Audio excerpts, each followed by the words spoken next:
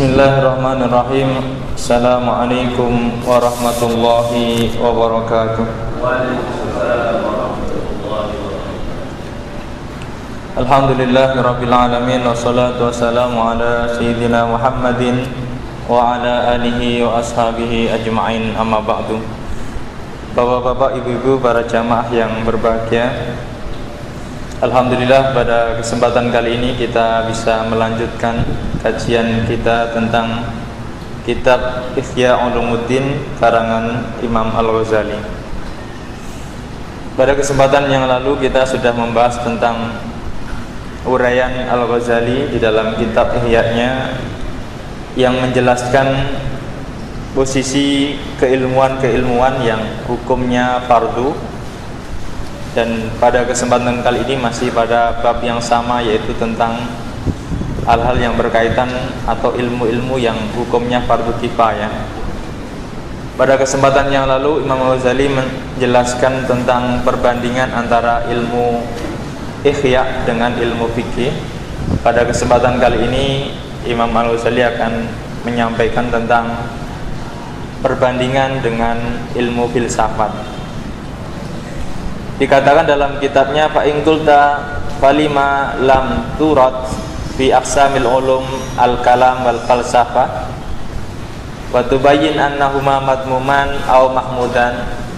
Ketika dikatakan atau ketika ada orang yang mengatakan kepada Al-Ghazali, kenapa tidak kau jelaskan, tidak kau terangkan tentang bagian-bagian ilmu-ilmu di dalam ilmu kalam atau filsafat, dan Anda jelaskan apakah itu ilmu kalam dan filsafat itu ilmu yang tercela atau ilmu yang terpuji. Lalu kemudian Imam Al-Ghazali menjelaskan, fa'lam anna hasilu ma yastamilu alaihi ilmil kalam minal adillah allati yantafi'u biha fal Qur'an wal akhbar mustamilatun alaih. Bahwasanya konklusi dari ilmu-ilmu kalam dan ilmu filsafat itu bisa saja juga mencakup tentang dalil-dalil yang akan bermanfaat di dalam menguatkan Al-Quran dan As-Sunnah. Atau dalam arti lain, ilmu filsafat dan ilmu kalam itu ada juga kebaikannya ketika digunakan untuk memperkuat dalil-dalil yang ada di dalam Al-Quran ataupun As-Sunnah. Kemudian wa ma kharaja anhuma fa huwa imma mujadilah madmumah. Adapun yang keluar dari Al-Quran dan As-Sunnah, ilmu filsafat atau ilmu kalam itu ketika keluar dari Al-Quran dan As-Sunnah, maka dia akan masuk pada perdebatan-perdebatan yang tercela. Wahia minal bid'ah kama sayati bayanu. Nah, perdebatan di dalam ilmu kalam itu ya cenderung ke arah bid'ah yang mungkin nanti akan dijelaskan apa yang tidak baik di dalam ilmu kalam itu. Wa imma musyaghabatin bi ta'alluq bi munaqidat al-firaq laha, atau mungkin juga permusuhan-permusuhan yang hubungannya dengan perpecahan perpecahan aliran-aliran yang ada. Wa tadwil binaqil maqalat allati asaruha turrahat wa hadiyanat tasdariha atiba. Akan tetapi mengungkap itu di dalam pembahasan Ihya ini terlalu jauh adalah sesuatu hal yang tidak diperlukan. Wa tamkuha al-asma, dan sayang sekali ketika atau disayangkan ketika telinga kita mendengar terlalu banyak uraian-uraian yang didasarkan pada hal-hal yang tidak berguna, kira-kira begitu menurut Imam Al-Ghazali. Wa ba'duha khaudun fi ma la yata'allaq biddin, dan sebagian dari ilmu kalam atau ilmu filsafat itu ada yang khaud, ada yang mendalami sesuatu yang tidak ada hubungannya dengan agama. Maka kadang-kadang sebagian ulama mengharamkan ilmu filsafat atau ilmu kalam. Karena apa? Karena mungkin dia melihat ilmu kalam tidak ada sangkut pautnya dengan urusan agama. Walam yakun syai'un minhu ma'lufan fil asril awal, dan ilmu kalam dan ilmu filsafat itu memang di era-era abad-abad pertama keberadaan Islam itu memang tidak diperlukan dan tidak ada. Wa kana al-khawd bihi bil kulliyah minal bidah, terlalu dalam untuk berkecimpung di dalam ilmu filsafat atau ilmu kalam itu menurut Al-Ghazali itu termasuk perbuatan bid'ah. Walakin taghyirul an hukmuhu, akan tetapi pada saat ini hukumnya sudah berubah. Kenapa? Id hadatsat al-bid'ah as-sarifah an muqtadil Qur'ani was sunnah, karena terjadinya bid'ah-bid'ah yang ingin menggeser pemahaman umat Islam atas Al-Quran dan As-Sunnah. Maka caranya bagaimana? Maka diperlukan juga ilmu kalam dan ilmu filsafat. Karena orang-orang yang mencoba menggarong atau merusak akidah orang-orang Islam itu biasanya orang-orang yang ahli di bidang filsafat atau ilmu kalam. Maka ketika kita tidak menguasai ilmu kalam, ya kita akan ibarat kata diobrak-abrik dengan mudah. Maka di sini kemudian Imam Ghazali mengatakan maka perlu juga kita mempelajari ilmu kalam untuk apa? Untuk melawan orang-orang yang berusaha untuk menghancurkan itu. Jadi kalau orang-orang merusak dengan ilmu filsafat, maka kita harus ada juga ilmu namanya filsafat Islam. Kalau sekarang mungkin sudah dikenal dengan filsafat Islam dan sebagainya. Itu dalam rangka upaya untuk membentengi perusakan-perusakan yang diarahkan kepada kita dengan cara-cara mereka atau dengan cara-cara yang dipelajari di dalam ilmu kalam. Kemudian walakin wa nabaghat jama'atun lafikulaha syabhan wa ratabu biha kalaman mu'allafan, akan tetapi juga ada sebagian golongan yang mencampur adukan masalah-masalah yang kabur dengan agama. Jadi kadang-kadang di dalam filsafat itu sebagian orang mencampur adukan antara urusan agama dengan urusan filsafat. Jadi campur adukan sehingga kalau kita nggak jeli, kita akan bingung ini yang benar yang mana. Akhirnya kabur semua. Itu mungkin sudah terjadi di zaman Al-Ghazali di saat menulis kitab ini, apalagi di saat kita ini. Jadi sudah hampir, kalau kita lihat media-media atau bacaan-bacaan itu, kalau kita tidak jeli ya kita sudah kemakan oleh argumentasi mereka dan kita bisa-bisa sudah salah arah akidahnya. Kemudian fasara dalikal mahdur bi hukmi darurah ma'dunan fihi, maka kemudian hukumnya itu sudah perlu sekali belajar filsafat. Di zaman para sahabat itu tidak ada ilmu filsafat dan ilmu kalam. Akan tetapi karena Islam terus berkembang dan tidak mau terus kemudian hingga sampai di tempat orang-orang yang mungkin ahli kalam, ahli filsafat, kemudian mungkin diserang akidah-akidah Islam, maka cara membentingnya ya wajib kita mengetahui pokok-pokok ilmu kalam dan ilmu filsafat yang gunanya untuk membentengi akidah Islam.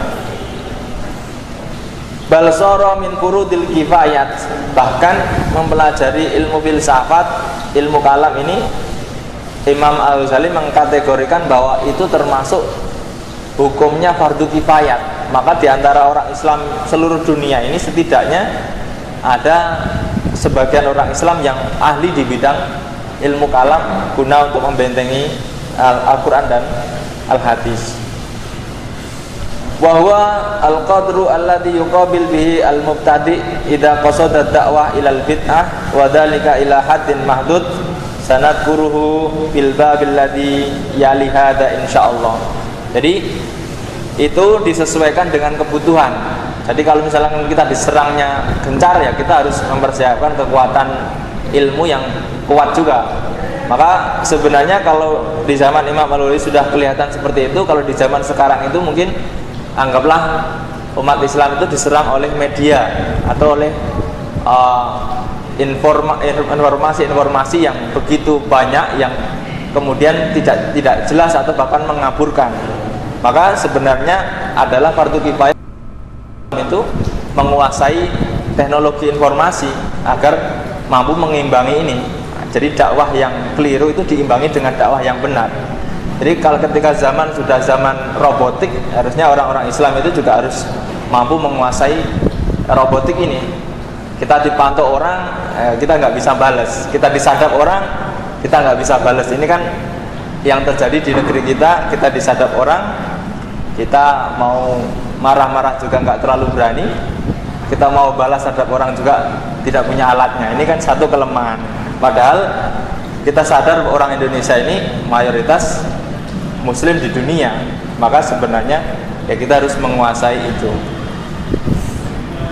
Wa ammal falsafah falaisat ilman bi ra'siha bal hiya arba'atu ajza. Akan tetapi ilmu filsafat itu pada dasarnya bukan ilmu secara otomatis, akan tetapi ilmu filsafat itu bisa dikategorikan ilmu karena mencakup 4 bagian. Apa saja? Yang pertama, ahaduha al-handasah wal hisab. Ilmu tentang teknik ya. Handasah itu insinyur lah nanti. Kalau orang menguasai handasah jadinya muhandis atau insinyur. Teknik-teknik lah. Wal hisab dan ilmu-ilmu perhitungan atau mungkin ilmu-ilmu ekonomi dan sebagainya. Wa huma mubahan. Hukumnya ilmu ini adalah mubah, boleh. Kama sabak, sebagaimana telah dijelaskan beberapa waktu yang lalu. Wala yumna anhuma illa ma yukhafu alaihi ayatajawaz bihima ila ulumin matmumah. Dan tidak dilarang orang mempelajari handasah dan hisab ini kecuali yang dikhawatirkan ketika mempelajari ini dia akan menjadi tercela. Contohnya apa? Dia mempelajari teknik membuat bom misalnya, tetapi dia tujuannya untuk sesuatu yang tidak baik, maka hukumnya beda, tidak mubah lagi, hukumnya malah jadi haram, meskipun pada awalnya itu hukumnya mubah. Atau mungkin ilmu-ilmu hitung atau ilmu-ilmu coding lah dalam gitu. Tapi kalau tujuan ketika dia terlalu mempelajari coding kemudian tujuannya untuk misalkan hacker atau menghack misalkan bank untuk mencuri dan sebagainya, itu jadi berubah lagi hukumnya. Jadi hisab ini hitung itu kan kalau kita terjemahkan secara bahasa kita saat ini ya sudah coding ya, membuat kode-kode yang mungkin sudah perkembangan dari ilmu hitung itu. Kemudian fa inna aksarul mumarisin lahuma qad kharaju minhuma ilal bidah, karena kebanyakan mayoritas orang-orang yang mendalami tentang handasah dan hisab itu sudah agak nyeleweng ke arah bid'ah. Ini mayoritas, meskipun tidak dikatakan semuanya. Kemudian fayuson ad-dhaif anhuma illa li'ainiha la li'ainiha. Maka maksudnya ya dijagalah orang-orang yang dikhawatirkan untuk jatuh ke sana, tetapi bukan berarti ilmunya itu dilarang dipelajari. Contohnya apa? Imam Ghazali menggambarkan di sini kama yuson asobi ansyati'il nar hifatan alaihi minal wuqu' finhar. Jadi sebagaimana seorang tua itu menjaga anaknya dari sungai, khawatir kalau dia jatuh ke sungai, bukan kemudian sungainya terus dihilangkan, tidak. Jadi ilmu itu seperti sungai. Nah, yang mempelajari itu seperti anak-anak. Kalau anaknya ini dikhawatirkan jatuh, ya anaknya yang dilarang, jangan kemudian sungainya dihilangkan. Ini gambarannya begitu. Jadi ilmu hisab dan ilmu handasah itu hukumnya mubah, tetapi ada juga yang perlu dilarang ketika dia mempelajari itu kok bahaya, ya dilarang. Jadi sesuatu yang mubah itu hukumnya bisa fleksibel, tergantung dengan pelakunya. Ya mungkin banyak hal yang mungkin diperdapatkan dalam hukum-hukum fikih itu kan, yang mubah itu hukum mubah nanti bisa berubah-ubah. Makan itu mubah, tetapi kalau dia makan kemudian menjadi sakit, ya hukumnya beda lagi. Makan sate ya mubah saja, tetapi kalau terlalu over hukumnya berubah lagi nanti, apalagi dia punya darah tinggi dan sebagainya. Itu namanya perubahan hukum disesuaikan dengan perubahan ilatnya. Kalau di dalam fikih, di sini pun Imam Ghazali menganalogikan seperti anak kecil yang dilarang dekat-dekat dengan sungai karena khawatir jatuh ke sana.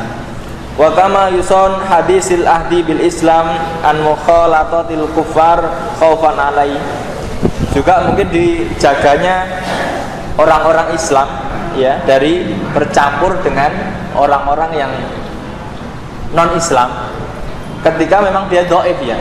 Jadi ketika ada orang-orang Islam kok ketika di situ dia dikhawatirkan kalah, itu lebih baik carikan tempat yang aman. Jadi makanya ketika Islam itu awalnya di Mekah kan tidak aman, maka kemudian cara Allah itu menjaga Islam agar supaya tumbuh itu dipindahkan di Madinah, dicarikan tempat yang aman. Ini sebenarnya kalau kita ambil secara garis besar, anak-anak kita, generasi kita, kalau lingkungannya dirasa lingkungan kita kurang baik, ya harus dicarikan lingkungan yang baik. Kalau kita khawatir, kecuali anak-anak kita itu sudah kuat, lingkungan apapun tidak akan mempengaruhi, ya itu tidak masalah. Kemudian ma'anal qawi la yandab ila mukhalatatim. Jadi kalau yang kuat mah ditaruh manapun tidak akan terpengaruh. Itu orang-orang yang imannya sudah kuat, dia berada di manapun tidak akan terpengaruh. Tapi kalau imannya masih lemah, sebaiknya mencari tempat yang aman untuk berkembang atau untuk mengembangkan imannya dulu sebelum dia bercampur dengan orang-orang yang lain. Yang kedua, asani al-mantik. Jadi di bagian ilmu filsafat itu yang kedua adalah ilmu mantik atau ilmu logika. Wa huwa bahsun an wajid dalil wa syurutihi wa wajhul had wa syurutihi wa huma dakhilan fi ilmil kalam. Dan itu juga masuk pada ilmu kalam. Ilmu mantik itu ya ilmu logika untuk ya misalkan bagaimana kita bisa mengetahui sesuatu di balik dinding, itu namanya ilmu logika. Bagaimana kita bisa mengetahui matahari itu terbenam, atau bagaimana kita bisa mengetahui di sana ada api. Maka kita dengan melihat asapnya saja kita sudah bisa pastikan oh ada api di sana. Itu namanya nanti masuk pada ilmu mantik. Jadi umumnya ya orang Islam harusnya tahu ilmu mantik itu apa yang dilihat itu bisa melihat sesuatu yang tertutup. Itu namanya ilmu logika. Logikanya kalau ada asap mesti ada api. Nggak mungkin ada asap tanpa ada api. Nanti kalau di dalam tauhid itu nanti masuknya logikanya kalau ada ciptaan itu ada pencipta. Ini juga nanti keperluan di dalam ilmu tauhid nanti di situ. Jadi bagaimana ada ciptaan tetapi tidak ada yang mencipta, itu tidak mungkin. Secara logika saja seperti itu. Kemudian yang ketiga, wasalis al-ilahiyat. Di dalam ilmu filsafat itu juga ada ilmu-ilmu yang sifatnya ilahiyat atau ilmu-ilmu ketuhanan. Wa huwa bahsun adzatillah wa ta'ala wa sifatihi wa huwa dakhilun bil kalam aidan. Ada juga filsafat itu yang membahas tentang zat Allah malah. Jadi sifat-sifatnya ini lebih dalam. Kadang-kadang ya keliru juga gitu. Jadi nanti banyak pembahasan tentang cara-cara apa istilahnya menemukan Tuhan beberapa macam. Ada dengan pendekatan filsafat, ada yang dengan pendekatan syariah, ada yang pendekatan tasawuf dan sebagainya. Kemudian wal falasifah lam yang faridu fiha binamatin akhar minal ilmi bal infaradu bimadzahib ba'dha kufrun wa ba'dha bid'ah. Akan tetapi para filosof itu tidak hanya menggunakan filsafat saja di dalam pendekatan untuk mencari Tuhan itu, akan tetapi dia hanya menyendiri di dalam aliran untuk mencari Tuhan. Atau anggaplah filosof-filosof itu yang orientasinya ketuhanan, dia ibaratnya sebuah madhab di dalam pencarian Tuhan atau dalam pemaknaan ayat-ayat yang ada, kira-kira seperti itu. Kemudian wa kana al-itizal laisa ilman bi ra'sihi bal ashabu ta'ifah. Contoh gampangnya kata Al-Ghazali di sini sebagaimana kaum Mu'tazilah. Nah, Mu'tazilah itu bukan sebuah ilmu, akan tetapi Mu'tazilah itu ditopang oleh orang-orang yang ahli di bidang ilmu kalam.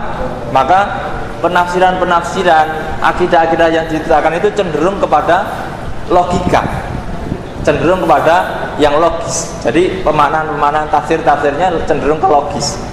Nanti banyak sekali bapak-bapak bisa baca tentang Mu'tazilah dan sebagainya. Kemudian yang keempat warrabi at-tabi'iyat, ilmu alam. Jadi filsafat itu juga mencakup ilmu alam. Wa ba'dhuha mukhalifun lisyari, sebagian ini tidak sesuai dengan syariat agama. Wadinil haq, atau tidak sesuai dengan Islam. Fa huwa jahlun wa laisa bil ilmin hatta yurad fi aqsamil ulum. itu adalah kebodohan menurut Al-Ghazali. Contohnya apa? Ilmu alam atau ilmu biologi lah, mungkin waktu itu ya gambarannya. Menurut Al-Ghazali itu, yaitu kadang-kadang ada sebagian ilmu biologi yang tidak ada kaitannya dengan syariat. Contohnya apa? Ya mungkin ada seseorang yang terlalu dalam mempelajari tentang tulang belulang lah, kira-kira seperti itu, hingga kemudian dia lupa sholat, lupa ini, lupa dan sebagainya, atau mempelajari tentang batu, umur batu, karakter batu dan sebagainya. Itu waktu itu menurut Al-Ghazali, itu buang-buang waktu, nggak penting kan, kira-kira seperti itu. Meskipun toh ya kalau kita saat ini itu mungkin ada baiknya juga sebagian, tapi tidak boleh terlalu dalam. Wa ba'duha bahsun an sifatil ajzam, dan sebagian ada yang membahas tentang sifat-sifat jisim, wa khawasiha wa kayfiyati istihalatiha wa taghyiriha, perubahan di dalam kehidupan atau jisim itu sesuatu yang hidup. Berarti segala sesuatu yang ada itu hampir dikatakan jisim. Kalau manusia berarti jasmani. Jadi kalau hewan ya jisimnya, tubuhnya, kira-kira seperti itu. Wa huwa sabi binadori atiba, itu hampir serupa dengan ilmu-ilmu yang dipelajari oleh dokter. Jadi di dalam ilmu biologi itu ada kemiripan dengan ilmu kedokteran di dalam urusan-urusan mempelajari tentang sifat-sifat jisim, sifat-sifat benda yang bergerak atau benda yang berkembang. Illa anat tabib yang durub fi badanil insan alal khusus min haitsu yamrad wa yasih. Akan tetapi kalau dokter itu fokusnya adalah ke tubuh manusia, yang mana dilihat dari dia sakit atau sehat. Sementara orang-orang di tabi'iyah, seorang-orang di biologi atau di ilmu alam, wahum yang duru nabi jamil asa min haitsu tataghayyar wa taharrak. Akan tapi dia melihat seluruh jisim yang ada. Jadi bukan hanya manusia. Ya dia mempelajari misalkan kecoa, mempelajari tentang apa misalkan yang dia bisa cacing dan sebagainya, atau mungkin bakteri-bakteri dan sebagainya. Nah itu menurut Al-Ghazali buang-buang energi, sesuatu yang manfaatnya terlalu jauh, apalagi manfaat pada akhiratnya terlalu jauh. Walakin litib fadlun alaihi wa huwa annahu muhtaj ilaih. Akan tetapi ilmu kedokteran itu ada keutamaan dibanding ilmu alam tadi. Karena apa? Kalau ilmu kedokteran itu dibutuhkan oleh manusia. Akan tetapi kalau ilmu alam tidak terlalu dibutuhkan oleh manusia waktu itu. Mungkin sekarang ada kebutuhan-kebutuhan tertentu. Ilmu biologi mungkin mempelajari makanan, mempelajari gizi, misalkan dalam sebuah nasi itu ada apanya, itu kan terlalu dalam. Sebenarnya sih kita nggak terlalu ada isinya apa, itu nggak terlalu penting kalau kita. Yang penting kenyang, kira-kira seperti itu. Tapi kan kalau orang-orang di ilmu alam itu diteliti betul detail, nasi itu itunya berapa, kemudian sayurnya apa, minumnya apa, diteliti betul. Kemudian wa ama ulumuhum wa tabi'iyat fala hajatan ilaihi. Menurut Al-Ghazali itu ilmu yang tidak dibutuhkan oleh manusia pada dasarnya. Faidal kalam soro min jumlati sinaat al-wajibah alal kifayat. Maka kemudian ilmu kalam itu ada juga termasuk ilmu-ilmu yang masuk sebagai fardu kifayat, khirasatan liqulubil awam antakhayyalatil mubtadi'ah. Ilmu-ilmu filsafat itu masuk pada ilmu yang fardu kifayah hukumnya untuk menjaga akidahnya orang-orang awam dari godaan-godaan orang-orang yang berusaha membuat bid'ah. Jadi kalau kita misalnya ini, mohon maaf, mungkin ketika kita mempelajari sifat-sifat Allah misalnya, sifat Allah itu 99 misalnya. Nah kemudian suatu saat kalau orang-orang awam misalkan pergi ke suatu tempat yang mereka Islam dan mereka tahu cara-cara untuk merubah atau menyamakan, mengambil satu kesamaan dengan orang Islam itu dengan iya Tuhan kami itu juga sebenarnya satu, tetapi dalam bentuk macam-macam. Maka kemudian ada yang disebut ini, ada yang disebut ini, ada yang disebut ini. Ini saya pernah menemukan sendiri bahwa oh ternyata kalau kita nggak kuat kita bisa menganggap oh sama ya ternyata antara Islam dengan agama ini. Padahal kita kalau nggak punya ilmu yang cukup ya membahayakan juga bagi orang yang awam. Dikitanya sifat-sifat Allah yang 99 itu ya berarti Tuhan itu satu tetapi bisa berubah-ubah menjadi 99 wujud. Maka kemudian sebagian kaum itu kan mengatakan dewa hujan, dewa air, dewa apa? Ya kalau ditanya apakah Tuhannya banyak? Tidak, Tuhannya satu. Tetapi kalau di air, kalau di darat dipanggil dewa darat, kalau di hutan dipanggil dewa hutan, kalau nurunin hujan dipanggil dewa hujan. Ini kan kacau. Jangan sampai kemudian kita tertipu dengan argumentasi mereka, kemudian kita menganggap sama dengan sifat-sifat yang 99. Itu nanti bisa 99 in one, malah kacau. Ini maka kemudian perlu juga kita mempelajari ilmu agar tidak terganggu oleh usaha-usaha untuk mengaburkan akidah orang Islam dengan akidah mereka. Bapak-bapak, ibu-ibu yang dirahmati Allah, di sini dikatakan kama hadasat hajatal insan ilas tijar al-budruqah fi tariqil hajj bi khudusi dhalimil arab wa qita'ihim tariq. Keperluan atau diperlukan atau tidaknya ilmu filsafat dan ilmu kalam itu sebagaimana diperlukannya pengawal orang-orang yang sedang haji dari ancaman-ancaman rampok dan gangguan di perjalanan. Ini zaman dulu itu mungkin belum seperti sekarang ya Pak. Jadi zaman dulu itu orang haji itu anggaplah kalau di zaman-zaman 1900-an awal-awal itu di Indonesia orang haji pakai kapal dan perjalanannya mungkin berbulan-bulan dari Jeddah kemudian ke Mekah itu naik onta kira-kira. Dan itu kalau nggak ada pengawalan ya bisa-bisa dirampok oleh orang. Jadi maka disebut di waktu itu, apalagi di zaman Imam Al-Ghazali menulis ini jauh lagi, itu bisa kita bayangkan betapa jarak yang ditempuh oleh orang-orang haji itu sangat jauh. Ketika dirampok ya dia kehabisan bekal. Maka kemudian kebutuhan pengawalan itu jadi wajib ketika ada perampok. Tetapi kalau negara sudah aman seperti sekarang, pengawalan tidak diperlukan lagi, maka ya tidak wajib lagi hukumnya. Ibaratnya gitu. Jadi ilmu filsafat dan ilmu kalam itu seperti posisi pengawal itu. Kalau sedang genting itu perlu, tapi kalau nggak genting ya nggak perlu banget. Kira-kira seperti itu. Gambaran analoginya seperti itu.